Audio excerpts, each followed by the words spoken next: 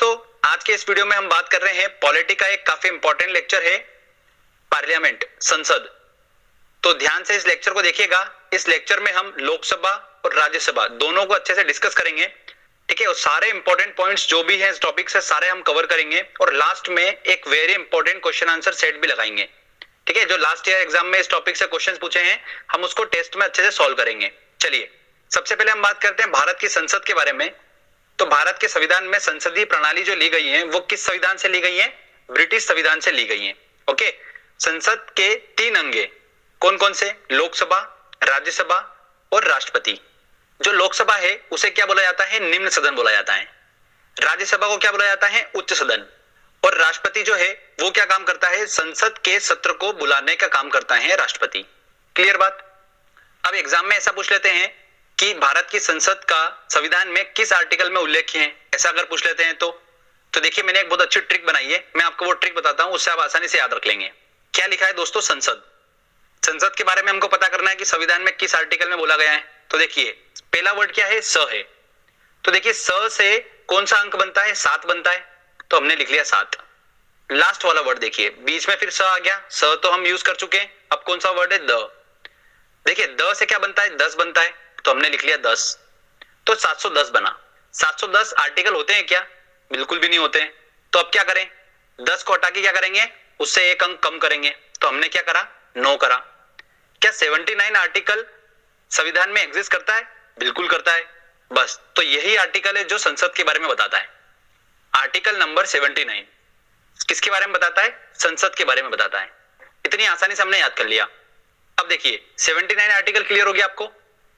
तो friends article number 79 हो गया पार्लियामेंट संसद से रिलेटेड। अब देखिए हम सीक्वेंस वाइज चलेंगे। सबसे पहले आएगा उच्च सदन। तो उच्च सदन कौन सा है? राज्यसभा है। तो इसके बाद आर्टिकल कौन सा आ रहा हमारा? 80 नंबर का। तो आर्टिकल नंबर 80 में बताया है राज्यसभा के बारे में। ओके, उसके बाद आएगा निम्न सदन। तो देखिए निम्न सदन जो होगा वो आर्टिकल नंबर 81 होगा, 81। तो आपको सीक्वेंस ध्यान रखना है, 79, 80 और 81 का सीक्वेंस क्या होगा? संसद, फिर उसके बाद उच्च सदन आएगा, फिर निम्न सदन। क्लियर? इस सीक्वेंस में आप याद रखेंगे, आसानी से आप इसको याद कर पाएंगे। चलिए अब हम एक एक करके समझते हैं। सबसे पहले लोकसभा के बारे में, फिर राज्यसभा के बारे में। आपको सारे इंपॉर्टेंट पॉइंट्स बता रहा हूं मैं, जो भी एग्जाम में पूछे जाते हैं। इससे आउट बिल्कुल भी नहीं जाएगा, टेंशन मत लीजिए, बस ये पूरा लेक्चर अच्छे समझिए। तो सबसे पहले हम बात करते हैं लोकसभा की। देखिए लोकसभा को हाउस ऑफ द पीपल बोला जाता है। क्या बोला जाता है? House of the people. और इसका ये नाम कब दिया गया था? 1954 में लोकसभा को ये नाम दिया गया था। ध्यान रखिएगा ये सन बहुत इंपॉर्टेंट है, पूछा जाता है, 2 से 3 बार पूछा गया है अभी तक। तो मैं आपको बता चुका हूं कि लोकसभा जो है वो क्या है? निम्न सदन है, ठीक है, संसद की। लोकसभा के सदस्यों का जो कार्यकाल होता है वो कितने वर्ष का होता है? 5 वर्षों का होता है। लोकसभा के सदस्यों का जो निर्वाचन है वो किनके द्वारा होता है? जनता द्वारा होता है। डायरेक्टली जनता जो है वो क्या करती है? लोकसभा के सदस्यों का निर्वाचन करती है। ओके, अब बात करते हैं हम कि लोकसभा के अध्यक्ष और उपाध्यक्ष की नियुक्ति कौन करता है। तो लोकसभा के अध्यक्ष और उपाध्यक्ष की नियुक्ति कौन करते हैं? लोकसभा के सदस्य ही करते हैं। जब राष्ट्रपति एक संयुक्त सत्र बुलाता है, ठीक है, लोकसभा और राज्यसभा का जब संयुक्त सत्र आता है तो उसकी अध्यक्षता भी कौन करता है? लोकसभा का अध्यक्ष ही करता है। क्लियर? लोकसभा का सदस्य बनने के लिए जो योग्यता होती है वो क्या क्या होती है? वो होती है भारत का नागरिक हो और न्यूनतम आयु जो है वो कितनी होना चाहिए? 25 वर्ष। अब दोस्तों हम बात करते हैं कि लोकसभा में सदस्यों की संख्या कितनी होती है। तो चलिए मैं आपको बताता हूं। मैक्सिमम सदस्यों की संख्या की बात करते हैं तो कितनी होती है? 552 होती है। कितनी होती है? 552, ये मैक्सिमम है। वर्तमान में कितनी है? वर्तमान में है 545। 545 सदस्यों की संख्या है वर्तमान में लोकसभा में। अब देखिए मैंने आपको बताया था राष्ट्रपति वाला लेक्चर में कि राष्ट्रपति जो है वो लोकसभा में 2 सदस्यों की नियुक्ति करता है। आंग्ला भारतीय समुदाय के 2 सदस्यों की नियुक्ति करता है, ठीक है। मैंने आपको बताया था, जिसने अगर वो लेक्चर नहीं देखा राष्ट्रपति वाला तो डिस्क्रिप्शन में लिंक दे रखा है मैंने, आप वहां से वो लेक्चर देख सकते हैं। तो हमको ये पता है कि 2 जो सदस्य है लोकसभा में उनकी नियुक्ति कौन करता है? राष्ट्रपति करता है। तो 545 में से 2 की नियुक्ति तो राष्ट्रपति ने कर दी, तो बचे कितने? 543 बचे। तो 543 जो है ये वो संख्या है जो निर्वाचन के द्वारा सदस्य चुने जाते हैं, ठीक है। मतलब 543 जो है निर्वाचन के द्वारा लोकसभा के सदस्य चुने जाते हैं। अब 543 में देखिए जो 530 होते हैं वो राज्यों से चुने जाते हैं और 13 चुने जाते हैं केंद्र शासित प्रदेशों से। ओके, ये मैंने आपको बताया वर्तमान की कंडीशन लेकर।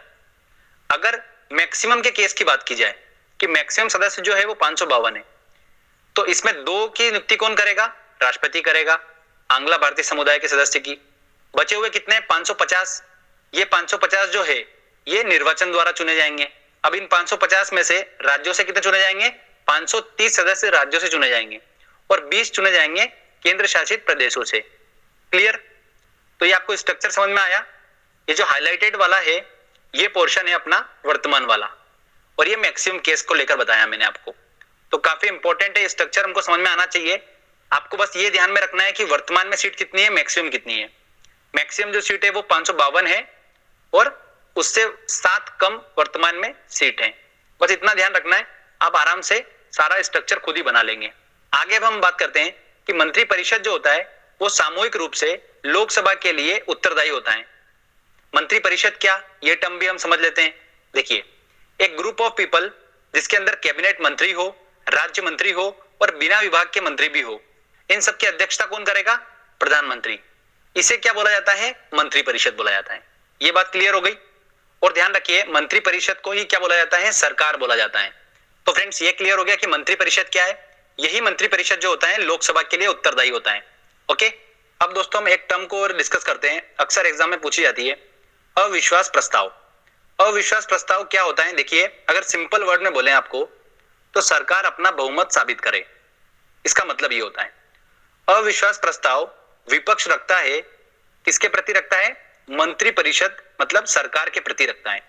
कहने का मतलब ये कि सरकार अपना बहुमत साबित करे लोकसभा में। तो फिर क्या होगा?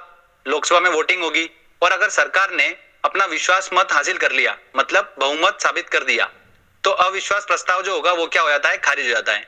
अगर सरकार विश्वास मत हासिल नहीं कर पाई, मतलब बहुमत साबित नहीं कर पाई, तब क्या होगा? मंत्री परिषद को इस्तीफा देना पड़ेगा। ओके, अब इसको हम देखो रियल एक एग्जांपल समझते हैं। सरकार में कौन है? मोदी सरकार, ठीक है, बीजेपी है, और विपक्ष में कौन है? कांग्रेस है। तो कांग्रेस जो है उसने अविश्वास प्रस्ताव रखा, समझ लेते हैं। तो बीजेपी को क्या करना पड़ेगा? अपना बहुमत साबित करना पड़ेगा। और बहुमत का जो आंकड़ा है वो कितना है? 273 है, कि 273 सांसद जो है वो सपोर्ट में है।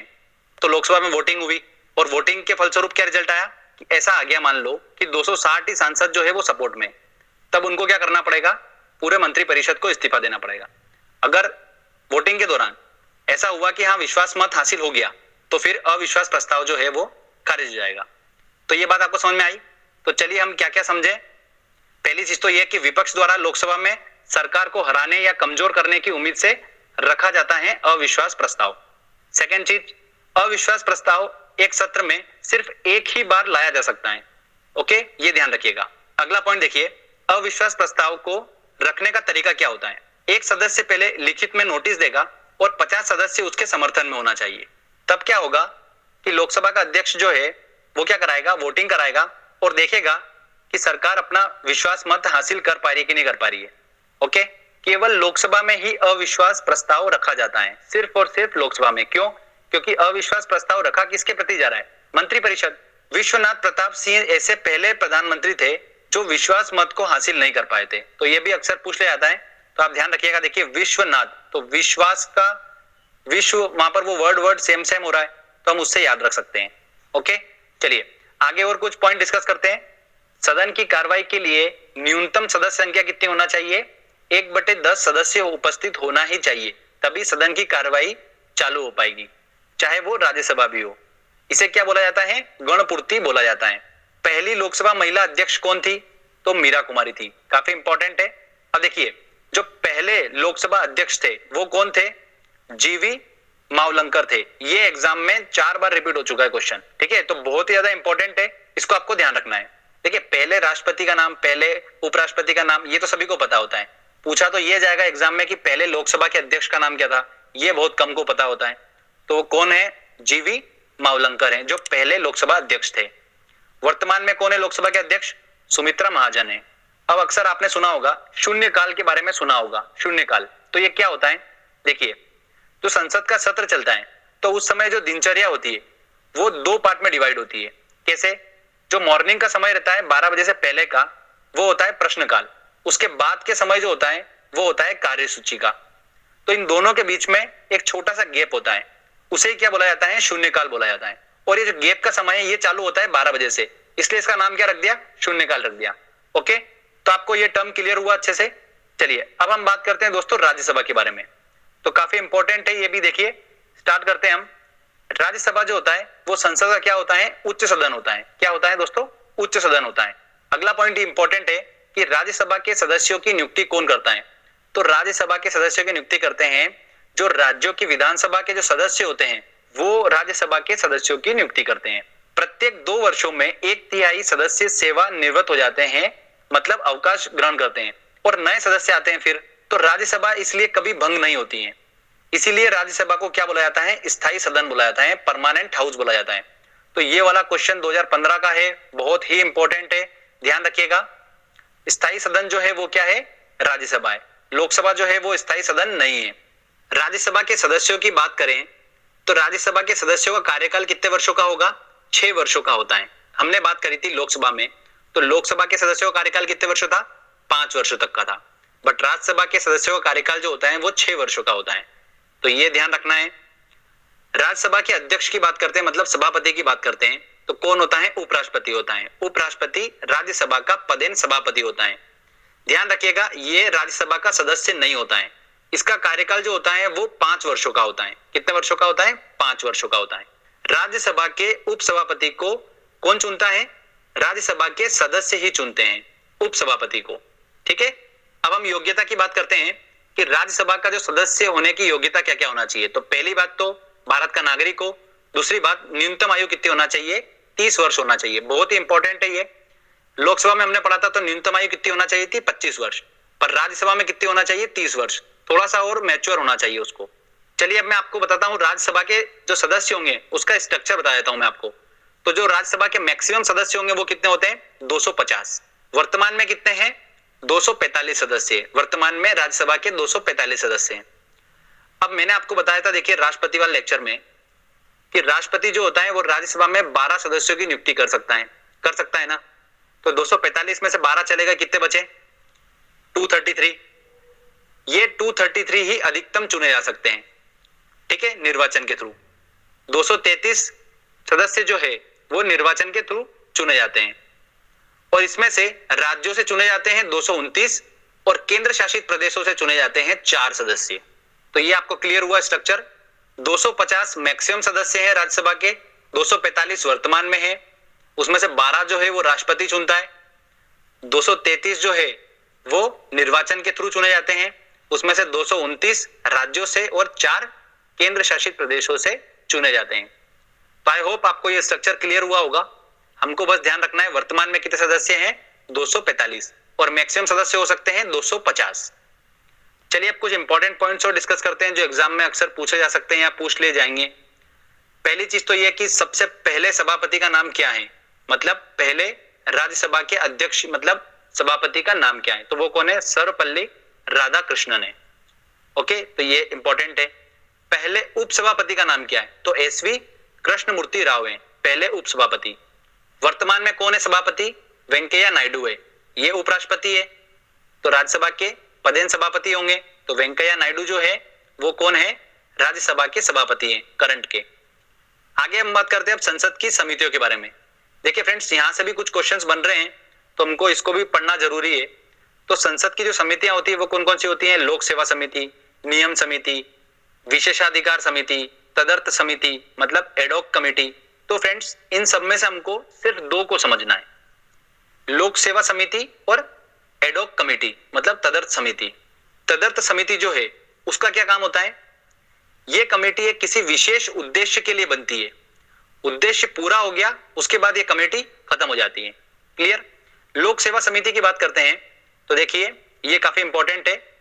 लोक सेवा समिति में कुल सदस्य की संख्या कितनी होगी? 22। इसमें से लोकसभा के होंगे 15 सदस्य, राज्यसभा के होंगे 7 सदस्य। इसका अध्यक्ष कौन होता है? विपक्ष का नेता होता है।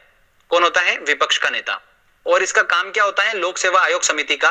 कि मंत्रालय के जो भी व्यय है और जो किए गए नियंत्रक एवं महालेखक परीक्षक, इसकी रिपोर्ट पे विचार विमर्श करने का काम होता है लोक सेवा आयोग समिति का। तो दोस्तों ये भी बहुत इंपॉर्टेंट है, आजकल क्वेश्चंस बन के आ रहे हैं इसमें भी, तो आप थोड़ा सा ध्यान रखिएगा। ओके, एक और चीज पूछ ली जाती है एग्जाम में कि वो कौन से प्रधानमंत्री थे जिन्होंने अपने कार्यकाल के दौरान संसद के अधिवेशन में भाग ही नहीं लिया, मतलब संसद के सत्र में भाग ही नहीं लिया।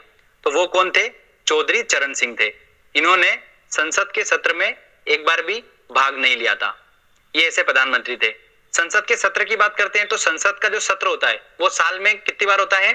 2 बार अनिवार्य होता है, और दोनों सत्र के बीच में 6 महीने का मैक्सिमम गैप हो सकता है, इससे ज्यादा गैप नहीं हो सकता है। तो फ्रेंड्स, यहां पर हमारा ये थ्योरी सेक्शन कंप्लीट होता है। आई होप आपको सारी चीजें क्लियर हुई होगी।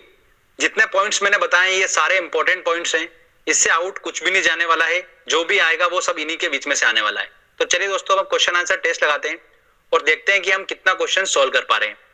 देखिए दोस्तों, पहला क्वेश्चन है हमारा, भारत में सरकार की संसदीय प्रणाली को कहां से ग्रहण किया गया है? किसके संविधान से लिया गया है? ब्रिटिश संविधान से लिया गया है। तो सी आंसर होगा। भारतीय संसद के अपर हाउस को किस नाम से जाना जाता है? तो अपर हाउस को मतलब राज्यसभा। बी आंसर होगा। एसएससी टीयर 1 2015 का क्वेश्चन है ये। राज्यसभा को भंग किया जाता है। राज्यसभा चूंकि स्थायी सदन है तो भंग नहीं किया जा सकता। तो देखिए उपयुक्त में से कोई नहीं, डी आंसर होगा। नेक्स्ट क्वेश्चन लेते हैं। भारत में संसदीय ढांचे में 2 अस्थायी सदनों का नाम बताइए। तो 2 अस्थायी सदन, तो लोकसभा हमको पता ही है। तो देखिए राज्यसभा ए और सी में है तो ये तो हो ही नहीं सकता। राज्यसभा जो है वो स्थायी सदन है। अब बी और डी में से है तो देखिए लोकसभा और विधान परिषद, लोकसभा और विधानसभा। तो विधान परिषद भी जो है वो क्या है? स्थायी सदन है। सिर्फ लोकसभा और विधानसभा ये दोनों जो है वो अस्थायी सदन है। तो आंसर क्या होगा इसका? डी आंसर होगा। अगला क्वेश्चन देखिए कि राज्यसभा की नियुक्ति के लिए न्यूनतम आयु कितनी होना चाहिए?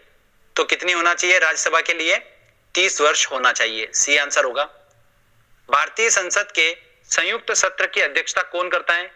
तो संयुक्त सत्र बुलाने का काम करता है राष्ट्रपति, और उसका अध्यक्षता कौन करता है? लोकसभा का अध्यक्ष करता है। तो क्या आंसर होगा? सी आंसर होगा। देखिए संसद की लोक लेखा समिति का अध्यक्ष नियुक्त किया जाता है। किसके द्वारा नियुक्त किया जाता है? अध्यक्ष की नियुक्ति कौन करता है? लोक लेखा समिति के अध्यक्ष की नियुक्ति लोकसभा के अध्यक्ष द्वारा की जाती है। ए आंसर होगा। भारतीय संसद में लोक लेखा समिति का अध्यक्ष होता है, कौन होता है? विपक्षी दल का नेता होता है। ए आंसर होगा। राज्यसभा के सदस्यों का सेवा काल कितना होता है? तो देखिए राज्यसभा के सदस्यों का सेवा काल कितना होता है? 6 वर्ष होता है। अगर लोकसभा की पूछते तो 5 साल होता। ओके, ध्यान रखिएगा, इंपॉर्टेंट क्वेश्चन है। चलिए अगला क्वेश्चन देखते हैं। मंत्रिपरिषद सामूहिक रूप से किसके प्रति उत्तरदायी है? तो किसके प्रति उत्तरदायी है मंत्रिपरिषद? लोकसभा के प्रति उत्तरदायी है। मैंने आपको बताया था। संसद में शामिल है। संसद के अंग पूछे, देखिए कौन कौन होंगे? राष्ट्रपति होगा, लोकसभा होगा और राज्यसभा होगा। तो ऑब्वियस सी बात है, ए आंसर होगा। हाउस ऑफ द पीपुल को लोकसभा का नाम किस वर्ष में दिया गया था? तो 1954 में दिया था। तो ए आंसर होगा। चलिए नेक्स्ट क्वेश्चन लेते हैं। देखिए क्वेश्चन, निम्नलिखित में से कौन भारत में कानूनों को बनाता है? तो कौन बनाता है? मैंने आपको देखिए राष्ट्रपति वाले लेक्चर में भी बताया था। तो कौन बनाता है? राष्ट्रपति और संसद के दोनों सदन मिलकर। तो क्या आंसर होगा? सी आंसर होगा। स्वतंत्र भारत की लोकसभा का पहला अध्यक्ष कौन है? देखिए कितना इंपॉर्टेंट क्वेश्चन है। पहले अध्यक्ष कौन थे? जीवी मावलंकर थे। तो डी आंसर होगा। वह प्रधानमंत्री कौन है जिन्होंने अपने कार्यकाल के दौरान संसद के अधिवेशन सत्र में भाग ही नहीं लिया? तो वो कौन है? चौधरी चरण सिंह थे। तो डी आंसर होगा। नेक्स्ट क्वेश्चन देखते हैं। भारतीय संविधान के अनुसार संसद के दोनों सदनों का अधिवेशन 1 वर्ष में कम से कम कितनी बार बुलाना जरूरी है? 2 बार बुलाना जरूरी है। तो सी आंसर होगा। संसद के किसी सदन के 2 सत्रों के बीच अंतराल किससे अधिक नहीं होना चाहिए? तो 6 महीने से अधिक नहीं होना चाहिए। तो बी आंसर होगा। यदि संसद किसी विशिष्ट उद्देश्य के लिए कोई समिति नियुक्त करे तो उसे क्या बोलेंगे हम? एडॉक कमेटी बोलेंगे, तदर्थ समिति। मैंने आपको बताया था। तो आंसर क्या होगा इसका? बी आंसर होगा। देखिए अगला क्वेश्चन, संसद में अविश्वास प्रस्ताव के बारे में निम्नलिखित में से कौन सा सही है? तो देखिए संविधान में इसका कोई उल्लेख नहीं है, बिल्कुल सही बात है। एक अविश्वास प्रस्ताव के बाद दूसरा अविश्वास प्रस्ताव प्रस्तुत करने के लिए 12 माह अवधि आवश्यक होनी चाहिए, ये तो बिल्कुल गलत। सदन में प्रस्तुत करने से पहले कम से कम 100 व्यक्ति उस प्रस्ताव का समर्थन अवश्य करे, यह भी गलत। यह केवल लोकसभा में ही प्रस्तुत किया जा सकता है, बिल्कुल सही। तो कौन सा है? पहला और चौथा सही होगा, मतलब डी आंसर होगा। किस सदन में अध्यक्ष उस सदन का सदस्य नहीं होता है? तो राज्यसभा में जो उसका अध्यक्ष होता है वो उसका सदस्य नहीं होता है। मैंने आपको बताया था, तो इसका आंसर क्या होगा? बी आंसर होगा। भारतीय संसद की सबसे महत्वपूर्ण विशेषता है कि इसमें राष्ट्रपति भी शामिल है, तो इसका आंसर क्या होगा? बी आंसर होगा। यही सबसे महत्वपूर्ण विशेषता होती है कि इसमें राष्ट्रपति शामिल होता है संसद में। राष्ट्रपति द्वारा राज्यसभा के सदस्यों के नामांकन का नियम किस देश के संविधान से लिया गया था? तो देखिए, राष्ट्रपति जो है वो 12 सदस्य मनोनीत करता है राज्यसभा में। ये चीज किसके संविधान से ली गई है? ये लिया गया है आयरलैंड के संविधान से, तो इसको आपको ध्यान रखना है। लोकसभा आयोजित करने के लिए अपेक्षित गणपूर्ति क्या होना चाहिए? मतलब मिनिमम कितने सदस्य रिक्वायर्ड होना चाहिए?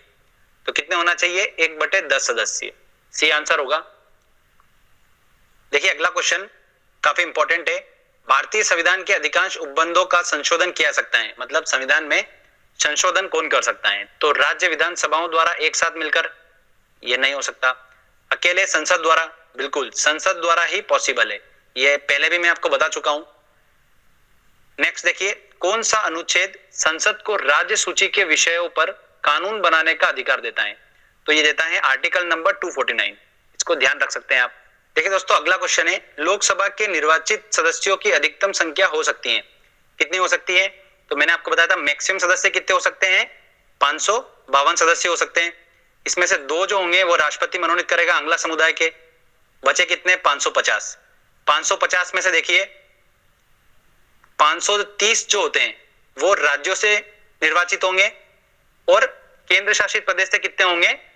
20 सदस्य केंद्र शासित प्रदेश से चुने जाते हैं। तो 530 क्या आंसर होगा? ए आंसर होगा।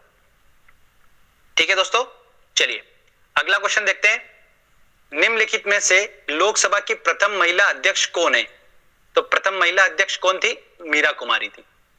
अगला क्वेश्चन देखिए कि भारतीय सदन का जनता द्वारा निर्वाचित सदन निम्न में से कौन सा है? तो जनता द्वारा निर्वाचित सदन कौन सा है? एक ही है, लोकसभा। बी आंसर होगा। भारतीय संसद के कामकाज में शून्यकाल का अर्थ है, शून्यकाल का मतलब क्या है? प्रश्नकाल से पहले का समय नहीं, प्रश्नकाल के बाद का समय है। तो देखिए, सत्र का पहला घंटा, ये भी नहीं है। जब विशेषाधिकार प्रस्ताव स्वीकार कर लिया जाए, ये भी नहीं है। तो इसका आंसर क्या होगा? डी आंसर होगा। शून्यकाल क्या होता है? प्रश्नकाल के जस्ट बाद का समय होता है शून्यकाल। ओके फ्रेंड्स, तो देखिए यहां पर हमारा ये टेस्ट का सेशन जो होता है वो कंप्लीट होता है। तो आई होप आपने मैक्सिमम क्वेश्चंस अच्छे से टिक करे होंगे, बिल्कुल सही सही। और मैं बोल सकता हूं कि आपको एग्जाम में इन्हीं क्वेश्चंस में से देखने को मिलेंगे। तो फ्रेंड्स, अगर आपको वीडियो अच्छा लगा है तो जल्दी से वीडियो को लाइक करिए, दोस्तों के साथ शेयर करिए और कमेंट करके बताइए मुझे कि वीडियो कैसा लगा। अगर आपने अभी तक चैनल को सब्सक्राइब नहीं करा है तो सब्सक्राइब भी कर लीजिए, क्योंकि इस तरीके के वीडियो जब भी मैं अपलोड करूंगा आपको उसका बेनिफिट मिलता रहेगा। तो फ्रेंड्स, मिलते हैं अगले वीडियो में। जय हिंद, जय भारत।